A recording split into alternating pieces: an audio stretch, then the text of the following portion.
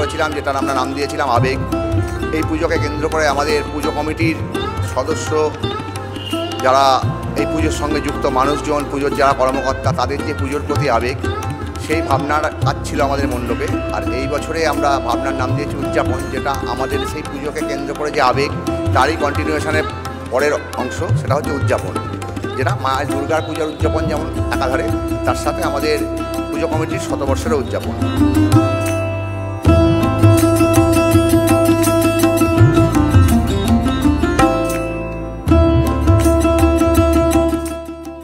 কথায় বলে বাঙালির 12 মাসে 13 পার্বণ। সেই পার্বণের শ্রেষ্ঠ পার্বণ অবশ্যই দুর্গাপুজো, কিন্তু তার মধ্যে জন্মাষ্টমী, রথযাত্রা সহ আরও একাধিক পার্বণ রয়েছে। শেফিল্ড টাইমস শারদ সংকল্প 2025-এর পুজো পরিক্রমায় এই মুহূর্তে আমরা রয়েছি শিবপুর ষষ্ঠীতলা বারোয়ারির মণ্ডপে। এই বছর তাদের ভাবনা উদযাপন। কিসের উদযাপন? শতবর্ষের উদযাপন। 99তম বর্ষে তাদের ভাবনা ছিল আবেগ। 1 বছর পেরিয়ে যখন পুজো শতবর্ষে পদার্পণ করলো, তাদের এই বছরের ভাবনায় ফুটে উঠছে উদযাপন।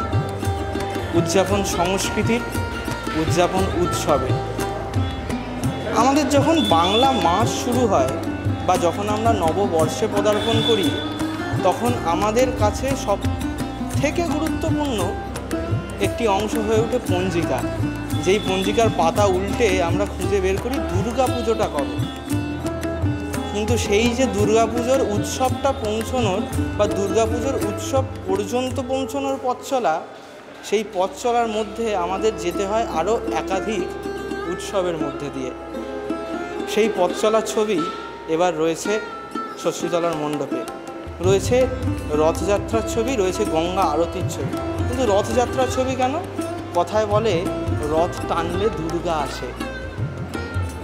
এই রকমভাবেই বাঙালির প্রত্যেকটি সংস্কৃত একে অপরের সঙ্গে জড়িত। একটা অনবদ্য ছবি। উদযাপন যে এর থেকে ভালো আর হয় না, সেটা কার্যত একটি স্পষ্ট ইঙ্গিত রয়েছে। এবং উদযাপনের মধ্যে দিয়ে নিজেদের সংস্কৃতিকে চেনার যে একটা উপায় রয়েছে, সেটাও স্পষ্ট।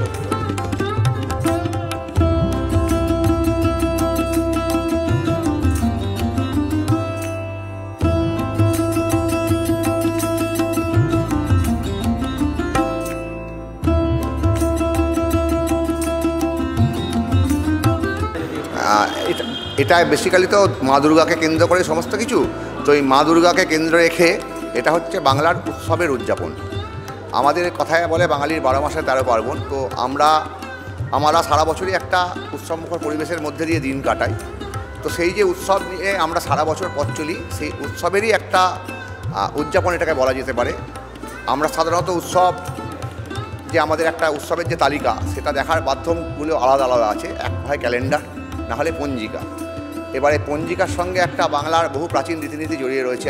আগেকার দিনে একটা পঞ্জিকা প্রকাশের মাধ্যম দিয়ে বাংলার সমস্ত উৎসবের যে তালিকা আমাদের হাতে আসতো, মানুষ তাতে জানতে পারতো যে সারা বছর কী কী উৎসব সেই তালিকার মধ্যে লিপিবদ্ধ আছে।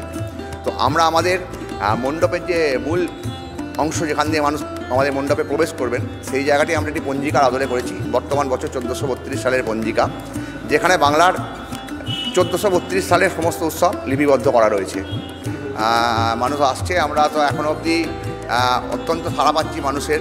তো মানুষের উদ্দেশ্যে আমরা একটাই কথা বলবো, আমরা চেষ্টা করেছি একটা খুব ভালো পুজো দর্শনার্থীদের উপহার দেওয়ার। যেহেতু আমাদের এবছর শতবর্ষ, আমরা চেয়েছিলাম একটা এমন পুজো করব যে পুজোটা একটা মানুষের খুব ভালো লাগবে। এই ভালো লাগার পুজো, সেই ভালো লাগার পুজো আমরা করার চেষ্টা করেছি। তো দর্শনার্থীরা এসে দেখুক, আশা করি তারা অনেক ভালো লাগা নিয়ে আমাদের মণ্ডপ থেকে ফিরতে পারবে।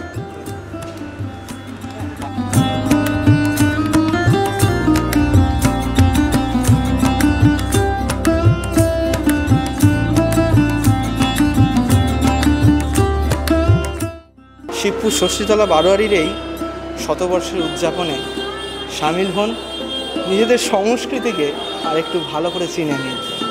ক্যামেরায় পাপাইয়ের সঙ্গে তথাগত, শেফিল্ড টাইমস।